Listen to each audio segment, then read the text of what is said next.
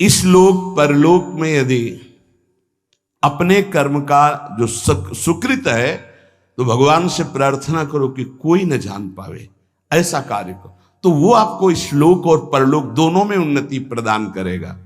दूसरा, जिनमें यहां भी दुख और परलोक में भी दुख, पहला यहां भी सुख और परलोक में सुख, दूसरा है यहां भी दुख और परलोक में दुख।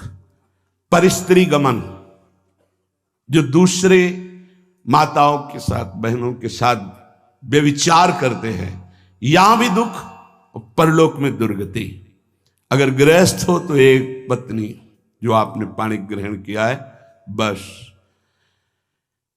दूसरा, मदिरापान, मद्यपान, यहां भी दुख, परलोक में दुर्गति। द्वैत कीड़ा, जुआ, यहां भी दुख, परलोक में दुर्गति। हिंसा, मांस खाना, यहां भी दुर्गति और परलोक में भी दुर्गति। देख लेना, खूब मांस खा लो, फिर तुम्हारा मांस जब अंतिम समय सड़ेगा ना और तुम्हारी जब दुर्गति होगी तब तुम्हें पता चलेगा। अभी तो खा लो, अभी तो तुम बातें बना लो, समय आएगा तब तुम्हें ऐसा जलाएगा। कभी कभी ऐसा लगता है कि ये मानव देह केवल संत कृपा से ही लाभ ले सकता, अन्यथा नहीं ले सकता। ये कोई पक्षपात की बात नहीं।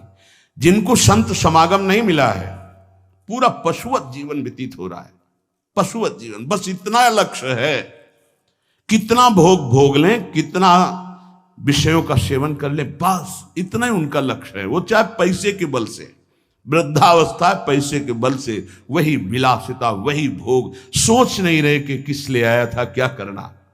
यहां भी दुख और वहां भी दुख। जो दूसरों को दुख देता है, हिंसा करता है, व्यभिचार करता है, मांस खाता है, यहां भी दुख और परलोक में भी दुख। तीसरा, यहां सुख, परलोक में दुख। जो कर्जा ले लिया, वापस नहीं किया, कई तरह के ऐसे दूसरों को लूटने वाले, दूसरों के नाना प्रकार से सुख चुराने वाले जो लोग हैं, वो यहां सुख का अनुभव करने के लिए करते हैं। अपहरण कर लिया, ऐसा कर लिया, चोरी कर लिया, ऐसा। इसके बाद का परिणाम परलोक में तो भयानक दुख मिलेगा और सबसे बड़ा दंड होता है, मन जलता रहता है। कोई भी अधर्म करने वाला मन कभी प्रसन्न नहीं रह सकता, निर्भय नहीं रह सकता। वहीं संत निर्भय रह रहे और वो भयभीत है, प्रतिपल अस्त्र बांधे हुए। जो यहां भोग प्रधान जीवन है, दूसरे का सुख छीनता रहता, छल कपट, बहुत कपटी स्वभाव होता है लोगों का। कोई बिरला ऐसा होता है जो भजन के साधना के बल से कपट को मिटा करके सरल स्वभाव न मन को टिलाई। नहीं तो सांप जैसी टेढ़ी चाल होती, सामने कुछ और, पीछे कुछ और, बोल कुछ और रहा है, कर कुछ और रहा है, सोच कुछ और रहा है। ऐसे लोग यहां सुखी दिखाई देते हैं। लोगों के प्रश्न भी रहते हैं, झूठ, कपट, छल, हिंसा, चोरी, ऐसे लोग यहां सुखी दिखाई देते हैं बड़ा, लेकिन परिणाम उनका बड़ा भयंकर होता है, महान दुख को प्राप्त होते हैं। पहला है यहां सुख वहां सुख, सत्कर्म। दूसरा है यहां भी दुख वहां भी दुख, असत्कर्म। तीसरा है भोग कर्म, दूसरों का धन छीनना, भोगों में मगन रहना। यहां तुम्हें सुखी दिखाई देंगे, बड़ा परिणाम एकदम विध्वंसक होगा, मिट्टी में मिल जाने वाला, कुछ नहीं बचेगा, सर्वनाश हो जाएगा। इसको आप आंख खोलकर देख लो, संसार में रहते हो, समाचार आदि के द्वारा संसार के द्वारा, जिनकी झूमती थी मिट्टी में मिल गए। अधर्माचरण करने वाला कभी सफल नहीं हो सकता। झूमती थी, अभी से लेकर इतिहास साक्षी है। जिस लोक में भुजा ठोक देता था, लोकपाल भयभीत हो जाते थे, मिट्टी में मिल गया। ऐसे ही है अधर्माचरण, चोरी, हिंसा, बल विक्रम के द्वारा दूसरे की संपत्ति को छीनकर भोगो, ये बहुत देखा है। नष्ट हो जाते हैं। समय आने पर विद्वान और परलोक में तो दुर्गति ही होती है। चौथा, ये बहुत जोर का है, यहां दुख, परलोक में परम सुख। ये हैं त्यागी महापुरुष, जिन्होंने यहां जानबूझकर समस्त भोगों का त्याग करके भगवान के लिए महान दुख को आमंत्रित किया। गर्मी, सर्दी, बरसात, निंदा, अपमान, काम, क्रोध, लोभ, मोह, मद, मत्सर सबको सह रहे हैं। राधा राधा राधा राधा राधा, ये परम पद में आरूढ़ होंगे। तपस्वी, नाम जापक, व्रत उपवास, योगाभ्यास, साधना, इनके द्वारा पूरे जीवन कष्ट सहते रहते हैं और जगत मंगल और परम पद की प्राप्ति। ये 4 प्रकार के कर्म होते हैं, जिनमें यहां सुख वहां सुख, वो दान पुण्य सत्कर्मादि, जिनमें यहां दुख और परलोक में दुख, पापाचरण, एक शब्द में बोल सकते हैं पापाचरण।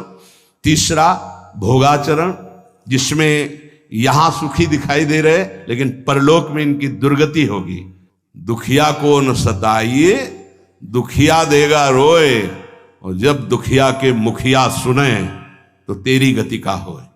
किसी को कमजोर समझकर आप फंसा दिए या कष्ट दे दिए या मार दिए और आप पदवी पे पहुंच गए, तो परम पदवी वाला जब दृष्टि डालेगा तो तुम्हारी धज्जियां उड़ जाएंगी। ये बहुत होश में, जो शब्द दूसरे के हृदय में चोट पहुंचाकर परम पद में पहुंचा दे, वही साधु के शब्द होते हैं। उठो, जागो, भूल मत करो। अगर यहां तुम सुखी होने के लिए अधर्माचरण से धन ले लेते हो, चाहे जो हो, तो परिणाम में तुम्हें बड़ा भयंकर दुख भोगना पड़ेगा। इसलिए हम प्रार्थना करते हैं, अंदर की हालत को मजबूत करना है तो दुखियों को मत सताना, निर्दोषों को दंड मत देना, पैसे के लिए किसी को गलत मत फंसाना। नहीं, चाहे जितना बड़ा अधिकार आपको मिला हो, वो अधिकार भी एक समय का है, इसके बाद नहीं। फिर तुम्हें जो कर्म का दंड मिलेगा वो भोगना पड़ेगा। त्रिभुवनपति अधिकार प्राप्त है महाराज नहुस को, भूल गए अपने कर्तव्य को और पदाभिमान में गलत आचरण में कदम रख दिया तो अजगर की योनि प्राप्त हुई, भ्रष्ट हो गए देवराज इंद्र पद से।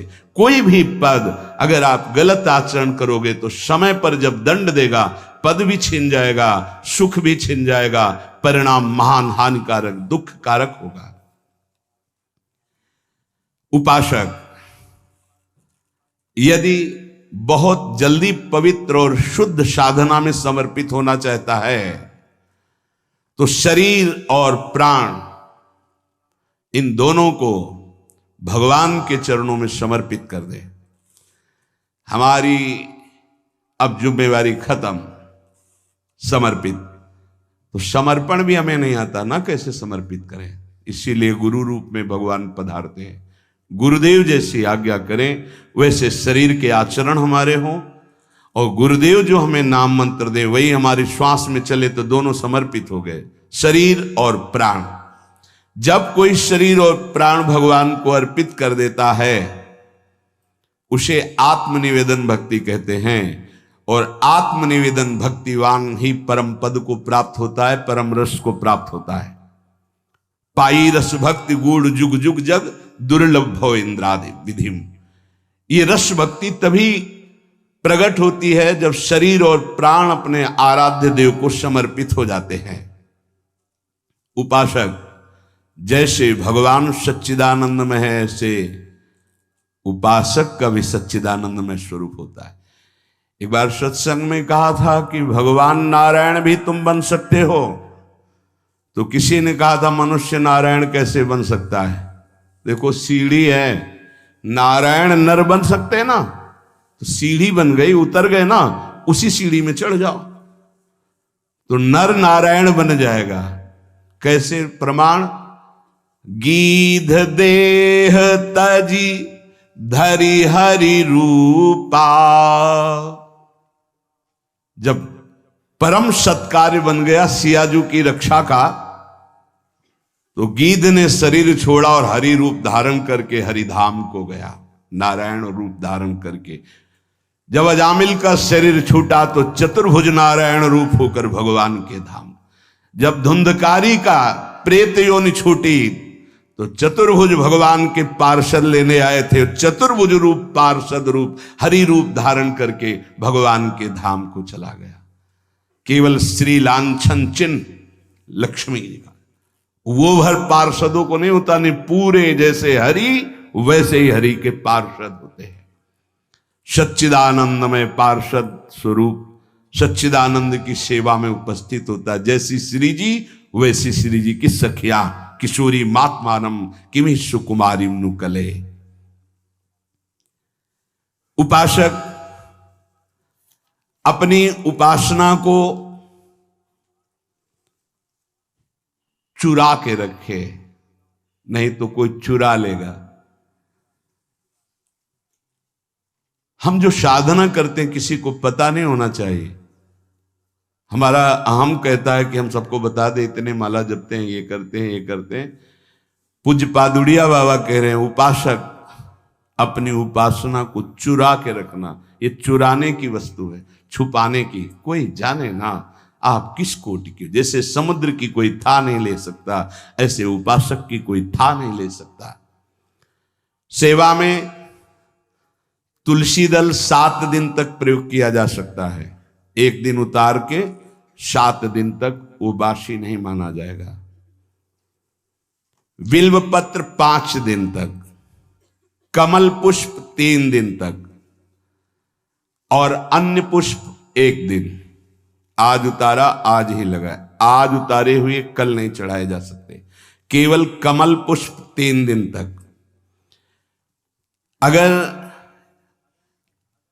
अन्य पुष्प हैं और आज उतार कर कल चढ़ाते हैं तो वो बासी माने जाएंगे, वो श्री जी की सेवा में नहीं आएंगे। उपासक सदैव सतयुग में रहता है। कलयुग उनके लिए है जो संत समागम से दूर है, भजन से दूर है। सतयुग की स्थिति क्या होती है? सतयुग के वासी जो उपासक है उनमें हर समय विचार में पवित्रता होती है, मंत्र जाप में तन्मयता होती है, नाम जाप में तन्मयता होती है, आराध्य देव के ध्यान में मगन रहते हैं और वो निरंतर परोपकार, भगवत सेवा, समाज सेवा, वो सतयुग में ही रहते हैं। अगर ये बात है तो सतयुग में ही हो। जो नाना प्रकार की कलह का चिंतन करता रहता है, कपटी है, झूठ बोलता है, ज्यादा नींद लेता है, हर समय आलस्य है, हिंसा है, विषाद है, शोक है, मोह है, भय है, विषयों की भूख है, भोगों की आसुरी प्रवृत्ति है, वो कोई भी हो कलयुगी है, कलयुग में है। जो जप परायण है, ध्यान परायण है, साधन परायण है, सेवा परायण है, वो सतयुग में वास करता है। हर समय सतयुग, कहां कलयुग है? सत्संग हो रहा, नाम वाणी, नाम कीर्तन, प्रियालाल की सेवा दर्शन, सेवा में हर हमारे पास समय कहां है कलयुग के लिए? कलयुग जो बुलावा देते हैं उनके पास जाता है, अपने पास समय कहां है कलयुग के लिए? झूठ, कपट, तंद्रा, निद्रा, हिंसा, विषाद, व्यसन, व्यभिचार, मोह, भोगों की प्रबलता, आसुरी प्रवृत्ति, ये कलयुग है। अगर चित्त में इन सब का राज्य तो कलयुग। उपासक सदैव सतयुग में रहता है, सदैव। देख लो, उपासक सदैव सतयुग में रहता, कलयुग में नहीं। ये अगर लक्षण है तो कलयुग है, नहीं तो कोई कलयुग नहीं। कहां कलयुग है? हाँ, कलयुग का स्थान बताया गया, शराब पीना, व्यभिचार करना, मांस खाना, जुआ खेलना, चोरी करना, तो उसी में आ जाता है झूठ, कपट, तंद्रा, निंद्रा, हिंसा, विषाद, शोक, मोह, भय, भोगों की प्रबलता, राक्षसी प्रवृत्ति, ये कलयुग का स्वरूप है। उपासक विषयी भक्त से बच के रहे। यहां विषयी पुरुष नहीं कहा, ये बहुत, ये न्यायाधीश के वचन, पूरे आजीवन यही साथ रहे। विषयी पुरुष से तो हम समझते हैं कि विषयी पुरुष है, पर यहां कह रहे हैं विषयी भक्त से बच के रहे। भक्ति का बाना है और विषय सेवन का अंदर से स्वाद है, तो हम बाना भेष से, हम उद्देश्य से संत मानते हैं। उद्देश्य तुम्हारा भगवत प्राप्ति भजन है तो हमारे मित्र हो, और उद्देश्य नहीं है तो बच के रहना। यहां कह रहे हैं उपासक विषयी भक्त से बच के रहे, क्योंकि हमारी श्रद्धा होगी कि भगत है और विषयी है तो संसार का राग प्रकट हो जाएगा, जो राग हमारे भजन मार्ग में बहुत बाधा पैदा करेगा। क्योंकि ये राग और द्वेष सतमार्ग के लुटेरे हैं, श्री भगवान गीता जी में कह रहे हैं। जो भक्त विषयी है हमें उसका संग नहीं करना। क्यों? क्योंकि उसके संग से विषयों का राग प्रकट हो जाएगा। राग और द्वेष, भगवान कह रहे इंद्रियस्य इंद्रियस्यार्थे राग द्वेषौ व्यवस्थितौ तयोर्नवशमागच्छेतौ ह्रस्य परिपंथिनौ।